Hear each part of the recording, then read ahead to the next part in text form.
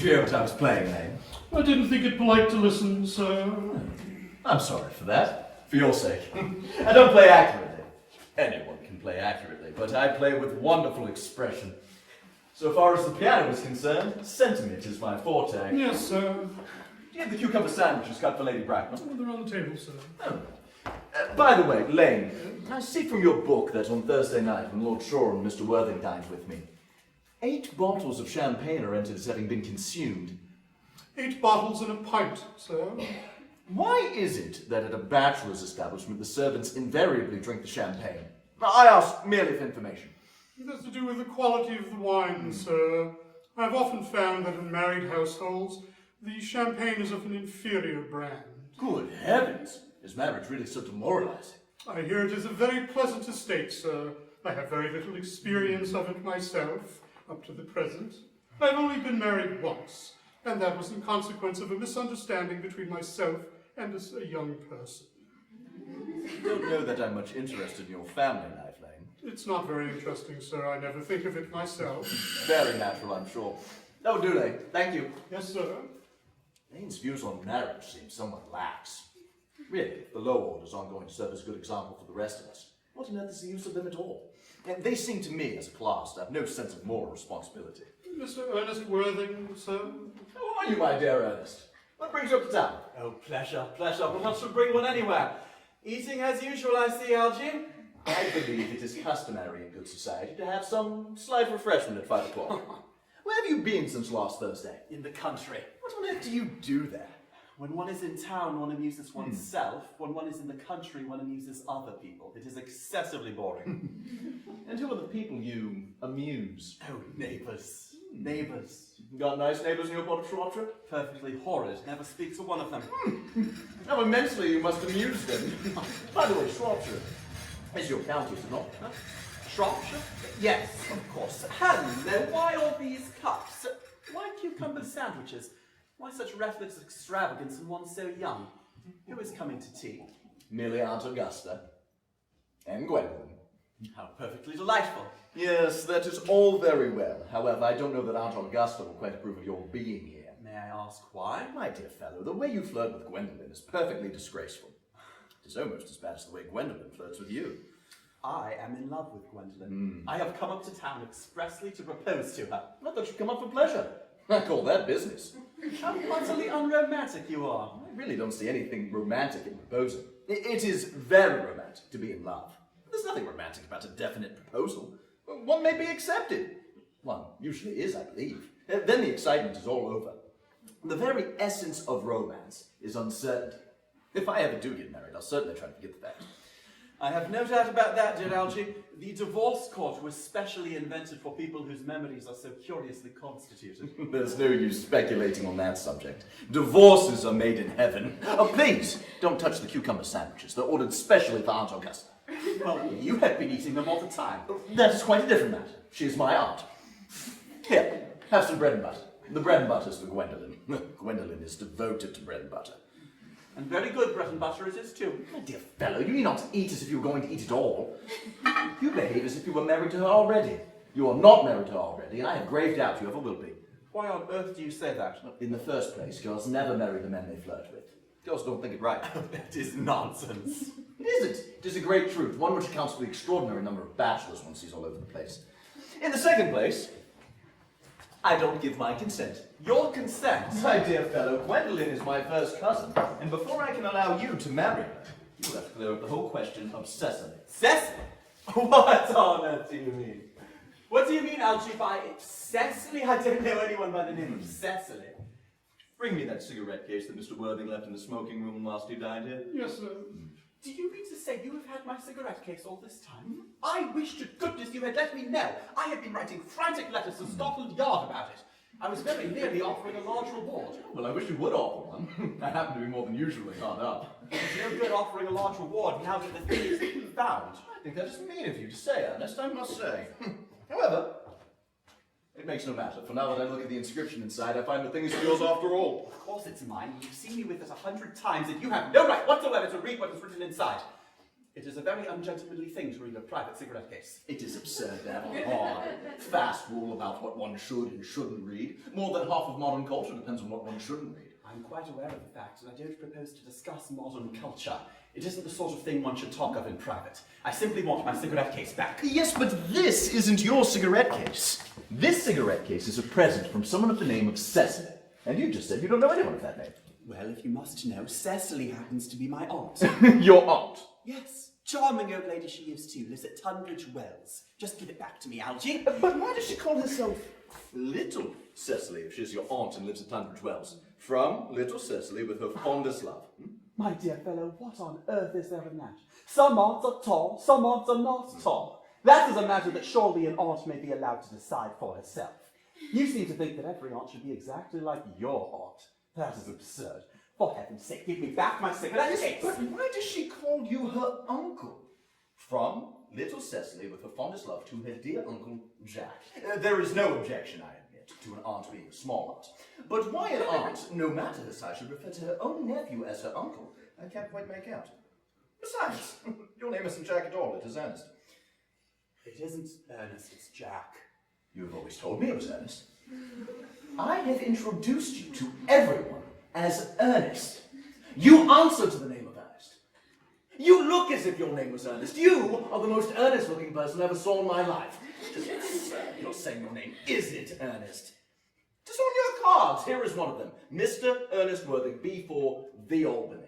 I'll keep this as proof that your name is Ernest. If ever you try to deny it to me, or to Gwendolen, or to anyone else. Well, my name is Ernest in town and Jack in the country. And the cigarette case was given to me in the country. Yes, but that does not account for the fact that your small Aunt Cecily, who lives at Tunbridge Wells, calls you her dear uncle. Come, old boy. You would much better have the thing out at once. My dear Algy, you talk exactly as if you were a dentist. It is very vulgar to talk like a dentist when one isn't a dentist. It produces a false impression. No, that is exactly what dentists always do. Now, go on! Tell me the whole thing. And may I mention, I have always suspected you of being a confirmed and secret Bunburyist. And I am quite sure of it now. Bunburyist? What on earth do you mean by a Bunburyist? I'll reveal to you the meaning of that incomparable expression as soon as you were kind enough to inform me why you were Ernest in town and Jack in the country. Well, produce my cigarette case first. Here it is. Now, produce your explanation and pray. Make it improbable. My dear fellow, there is nothing improbable about my explanation at all. In fact, it's perfectly ordinary. Old Mr. Thomas Cardew, who adopted me when I was a little boy, made me in his will guardian to his granddaughter, Miss Cecily Cardew. Cecily, who addresses me as her uncle from motives of respect that you could not possibly appreciate, lives at my place in the country under the charge of her admirable governess, Miss Prism. Where is that place in the country, by the way? That is nothing to you, dear boy. You are not going to be invited. I may tell you candidly that the place is not in Shropshire. I suspected that, my dear fellow. I have Bunburyed all over Shropshire on 2 separate occasions. Now, go on. Why are you Ernest in town and Jack in the country? My dear Algy, I don't know whether you will be able to understand my real motives. You are hardly serious enough. When one is placed in the position of guardian, one has to adopt a very high moral tone on all subjects. It's one's duty to do so. And as a high moral tone can hardly be said to conduce very much to either one's health or one's happiness, in order to get up to town, I have always pretended to have a younger brother by the name of Earnest, who lives in the Albany and gets into the most dreadful scrapes. That, my dear Algy, is the whole truth, pure and simple. The truth is rarely pure, and never simple. Modern life can be very tedious if you were idle. What you actually are is a Bunburyist. I was quite right in saying you were a Bunburyist. You are one of the most advanced Bunburyists I know. What on earth do you mean? You have invented a very useful younger brother called Earnest, so that you may come up to town whenever you like. I have invented an invaluable permanent invalid called Bunbury, so that I may go down to the country whenever I choose. Bunbury is perfectly invaluable. Were it not for Bunbury's extraordinary bad health, for instance, I wouldn't have the pleasure of dining with you tonight at Willis's, for I have actually been engaged to Aunt Augusta for more than a week. I haven't asked you to dine with me anywhere tonight. I know! You are absurdly careless with invitations. It's very foolish of you. Nothing annoys people so much as not receiving invitations. You had much better dine with your Aunt Augusta. Ah, I haven't the remotest intention of doing anything of the kind. In the first place, I already dined there on Monday. and once a week is quite enough to dine with one's own relations. In the second place, whenever I do dine there, I'm always treated as a member of the family.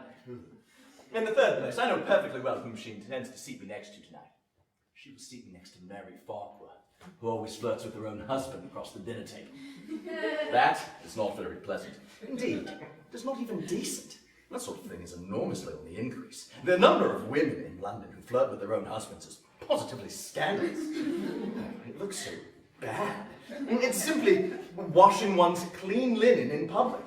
Besides, now that I know you to be a confirmed and secret Bunburyist, I naturally want to talk to you about Bunburying.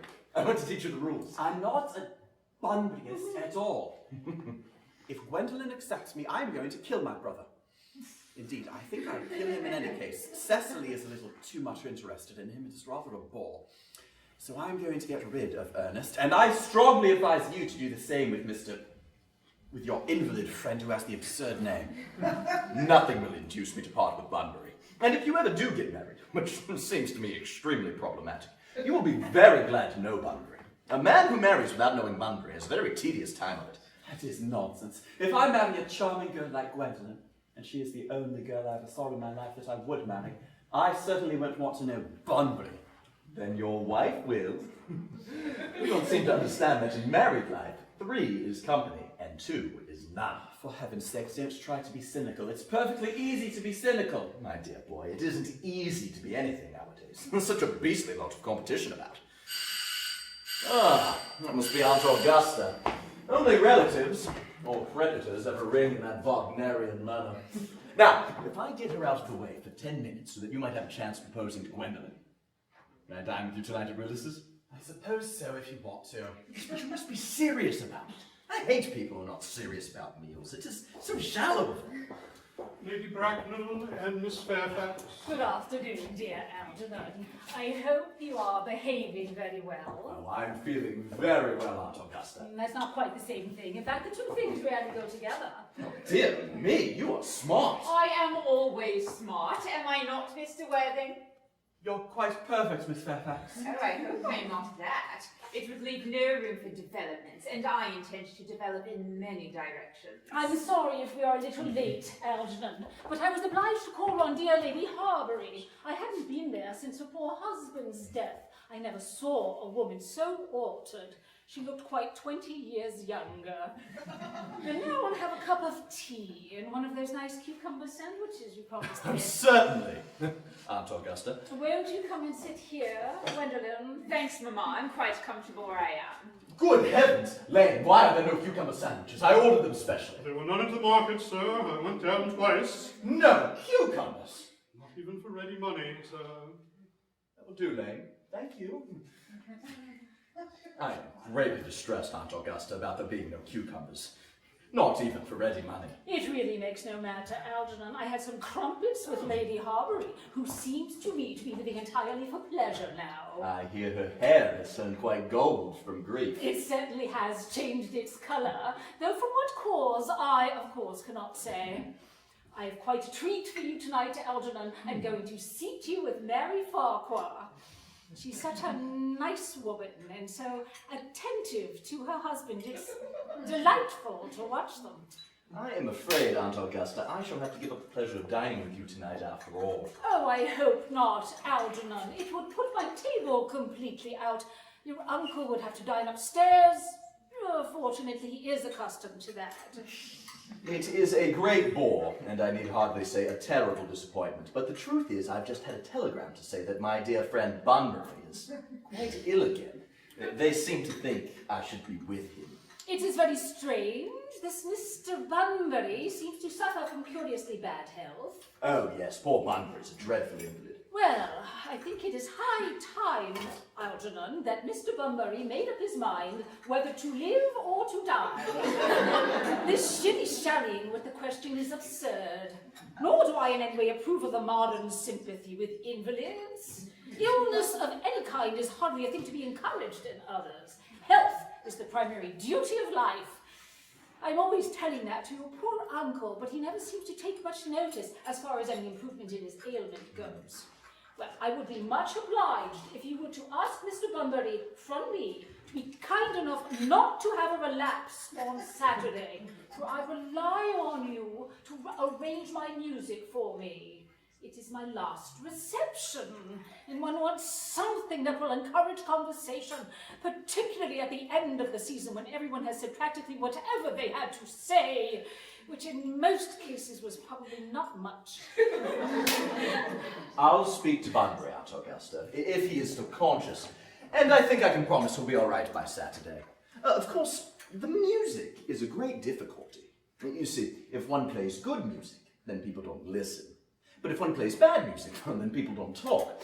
But I'll run over the program I've drawn out if you will kindly join me in the next room for a moment. Well, it is very thoughtful of you, Algernon. Thank you. I am sure the program will be delightful after a few expurgations. French songs I cannot possibly allow. People always seem to think they are improper, and either look shocked, which is vulgar, or laugh, which is worse. But German sounds a thoroughly respectable language, and indeed I believe is so. Gwendolen, you will accompany me. Certainly, Mamma. Charming day it has been, Miss Fairfax. Pray don't talk to me about the weather, Mr. Worthing.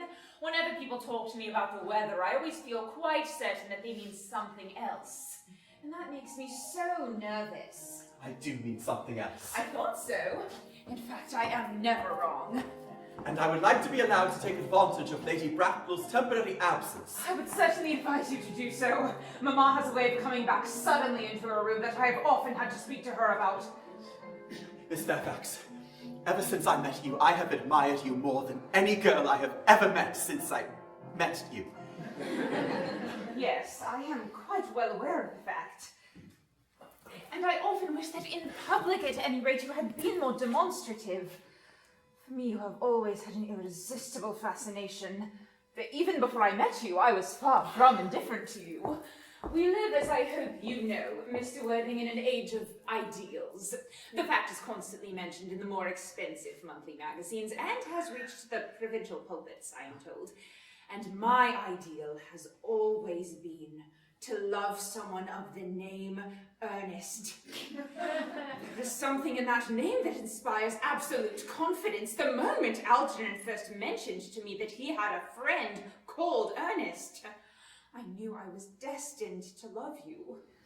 You really love me, Gwendolen. Passionately. Darling, you don't know how happy you've made me. My own Earnest.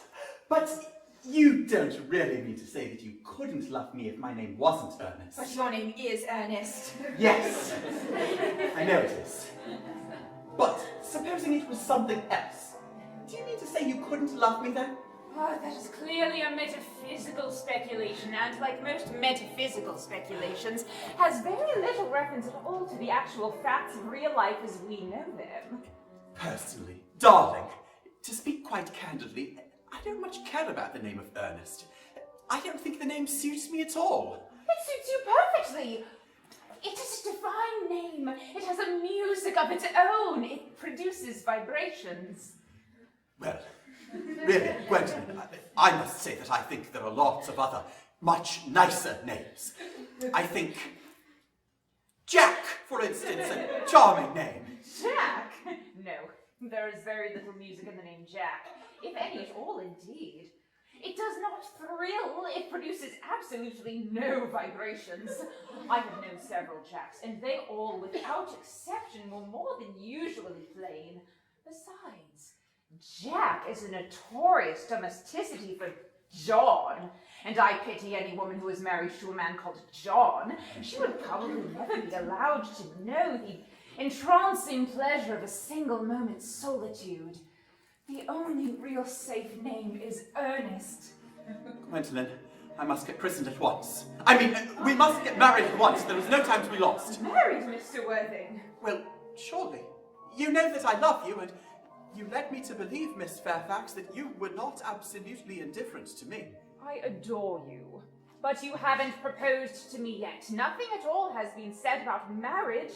The subject has not even been touched on. Well, may I propose to you now? I think it would be an admirable opportunity.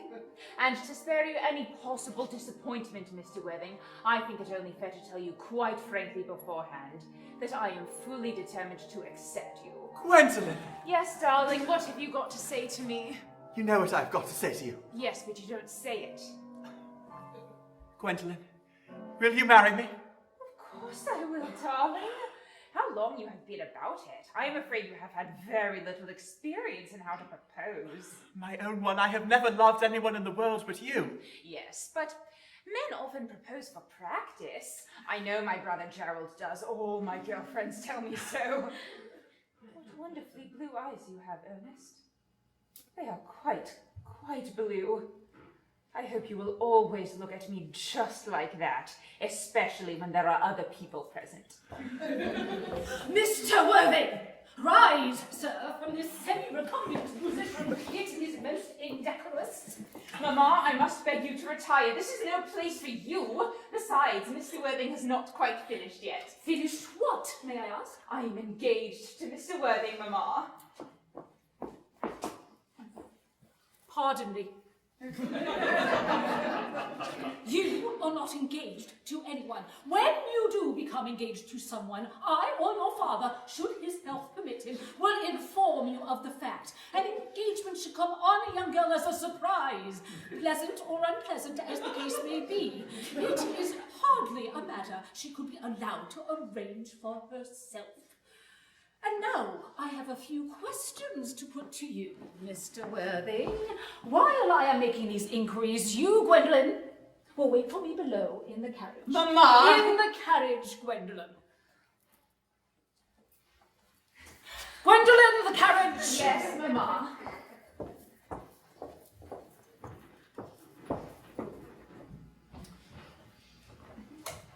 You can take a seat, Mr. Worthing. Thank you, Lady Bracknell. I prefer standing. I feel bound to tell you that you are not down on my list of eligible young men. Although I have the same list as the dear Duchess of Bolton has. We work together, in fact. However, I am quite ready to enter your name should your answers prove to be what a really affectionate mother requires. Do you smoke? Well, yes, I must admit I smoke. I'm glad to hear it. A man should always have an occupation of some kind. There are far too many idle men in London as it is. How old are you? 29. A very good age to be married at. I have always been of the opinion that a man who desires to get married should either know everything or nothing. Which do you know? I know nothing, Lady Bracknell. I am pleased to hear it. I do not approve of anything that tampers with natural ignorance. Ignorance is like a delicate exotic fruit. Touch it and the bloom is gone. The whole theory of modern education is radically unsound. Fortunately, in England at any rate, education produces no effect whatsoever. If it did, it would prove a serious danger to the upper classes and probably lead to acts of violence. What is your income? Between 7,000 and 8,000 a year. In land or in investments? In investments, chiefly. That is satisfactory. What between the duties expected of one during one's lifetime and the duties exacted from one after one's death, land has ceased to be either a profit or a pleasure. It gives one position and prevents one from keeping it up. That's all that can be said about land. I have a country house with some land, of course, attached to it. About 1,500 acres, I believe. But I don't depend on that for my real income. In fact, as far as I can make out, the poachers are the only people who make anything out of it. A country house. How many bedrooms? Well, that point can be cleared up afterwards. You have a townhouse, I hope. A girl with a simple, unspoiled nature like Gwendolen could hardly be expected to reside in the country. Well, I own a house in Belgrave Square, but it is let by the year to Lady Bloxham.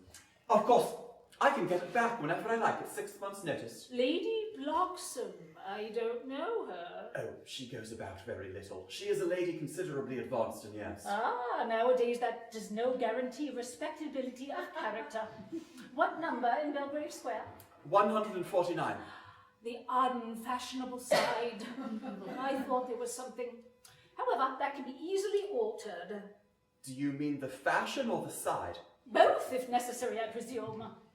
And now, to minor matters. Are your parents living? I have lost both my parents. To lose one parent, Mr. Worthing, may be regarded as a misfortune. To lose both looks like carelessness. Who was your father? He was evidently a man of some wealth. Was he born in what the radical papers call the purple of commerce, or did he rise from the ranks of the aristocracy? I'm afraid I really don't know. The fact is, Lady Bracknell, I said I had lost my parents. It would be nearer the truth to say that my parents seem to have lost me. I don't actually know who I am by birth. I was found. Found? The late Mr. Thomas Cardew, an old gentleman of a very charitable and kindly disposition, found me and gave me the name of Worthing, because he happened to have a first-class ticket for Worthing in his pocket at the time. Worthing is a place in Sussex. It is a seaside resort. Where did the charitable gentleman with the first-class ticket for the seaside resort find you? In a handbag. A handbag? Yes, Lady Bracknell, I was in a handbag. A somewhat large brown leather handbag with handles to it. An ordinary handbag, in fact. In what locality did this Mr. James or Thomas Cardew come across this ordinary handbag? In the cloakroom at Victoria Station. It was given to him in mistake for his own. The cloakroom at Victoria Station? Yes. The Brighton line. The line is immaterial.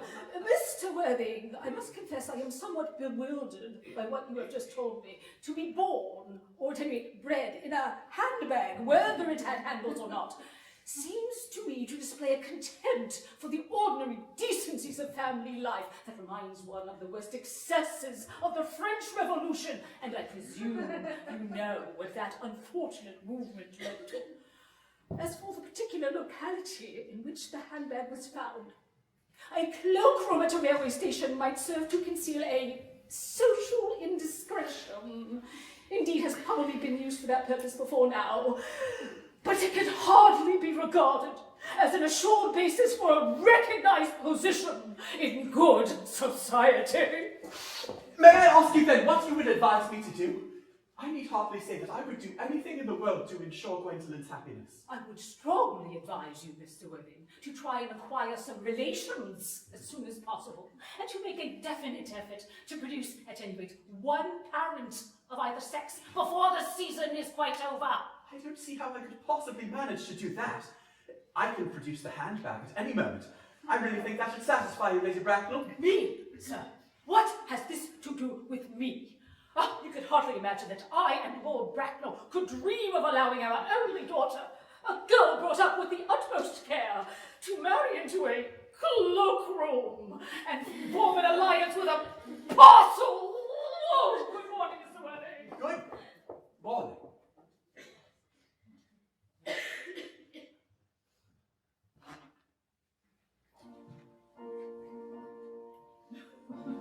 For goodness sake, don't play that ghastly tune, Algy! How idiotic you are! Did it go off all right, old boy? Oh, you don't mean to say Gwendolen refused you. Oh, I know it is a way that she has. She is always refusing people. I think it is most ill-natured of her. Oh, Gwendolen is as right as a trivet. As far as she is concerned, we are engaged. Her mother is perfectly unbearable. Never met such a gorgon. I don't really know what a gorgon is like, but I'm quite sure that Lady Bracknell is one. In any case, she is a monster without being a myth, which is rather unfair. I beg your pardon, Algy. I suppose I shouldn't talk about your own aunt in that way before you. Oh, my dear fellow, I'd love to hear my relations abused. It's the only reason I put up with them at all. Relations are merely a tedious pack of people who haven't the remotest knowledge of how to live, or the smallest instinct about when to die. Oh, that is nonsense. It isn't. I won't argue about the matter. You always want to argue about things. It is exactly what things were originally made for. Upon my word, if I thought that, I'd shoot myself. You don't think there was any chance of Gwendolen becoming like her mother in about 150 years, do you, Algy? All women become like their mothers. That is the tragedy. And no man does. That's his. Is that clever? It is perfectly phrased. Quite as true as any observation in civilized life should be. I am sick to death of cleverness. Everybody is clever nowadays. You can't go anywhere without meeting clever people. The thing has become an absolute public nuisance. I wish to goodness we had a few fools left. Oh, we have.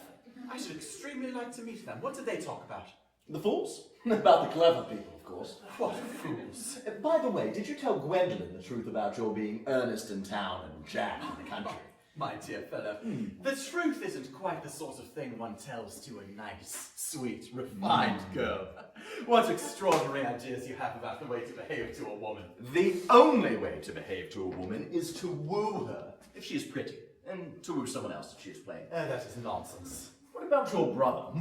What about the profligate Earnest? Before the end of the week, I shall have got rid of him. I'll say he died in Paris of apoplexy. Lots of people die of apoplexy quite suddenly, don't they? Yes, but it's hereditary, my dear fellow. It's the sort of thing that runs in families. You had much better say a severe chill. You are sure a severe chill isn't hereditary or anything of that kind? No, of course it isn't. Very well then. My poor brother Ernest is carried off suddenly in Paris by a severe chill. That gets rid of him.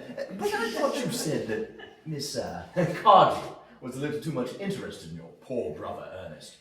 Won't you feel his loss a great deal? Oh, that is all right. Cecily is not a silly, romantic girl, I'm glad to say. She has got a capital appetite, goes long walks, and pays no attention at all to her lessons. I should rather like to see Cecily. I will take very good care you never do. She is excessively pretty, and she is only just 18. Does Gwendolen know you have an excessively pretty ward who is only just 18? Oh, one doesn't blurt these things out to people. Cecily and Gwendolen are perfectly certain to be extremely great friends. I'll bet you anything you like that half an hour after they have met, they will be calling each other sister. Women only do that after they have called each other a lot of other things first.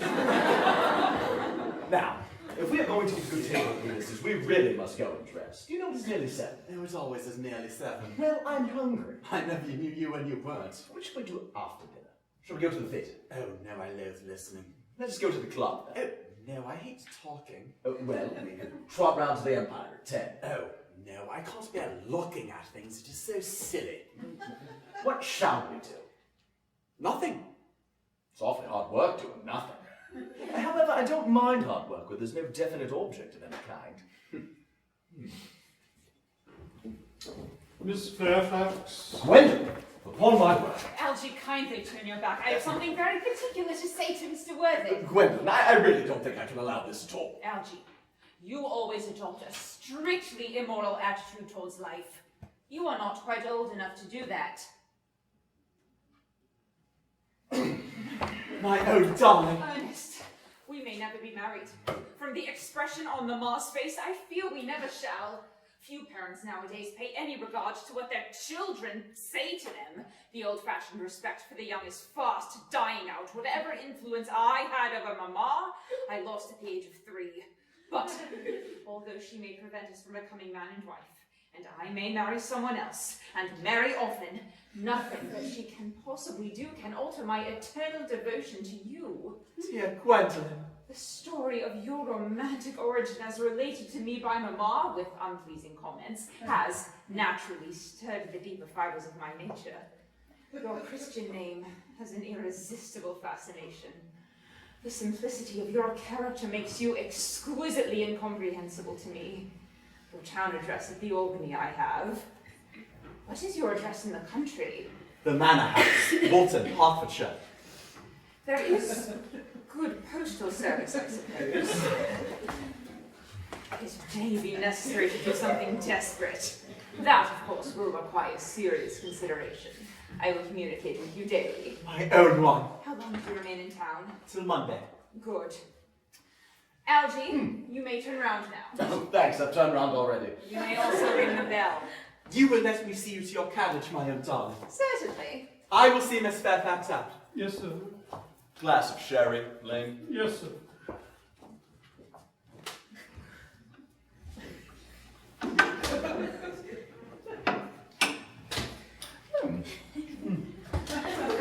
Tomorrow, Lane, I'm going Bunburying. Yes, sir. I shall probably not be back until Monday. You can put up my dress clothes, my smoking jacket, and all the Bunbury suits. Yes, sir. I hope tomorrow will be a fine day, Lane. It never is, sir. Lane, you're a perfect pessimist. I endeavour to give satisfaction, sir. There's a sensible, intellectual girl. The only girl I ever cared for in my life. What on earth are you so amused at? Oh, I'm just a little anxious about poor Bunbury is all. If you don't take care, your friend Bunbury will get you into a serious scrape someday. I love scrapes. They're the only things that are never serious. Oh, there's nonsense, Archie. You never talk anything but nonsense. Nobody ever does.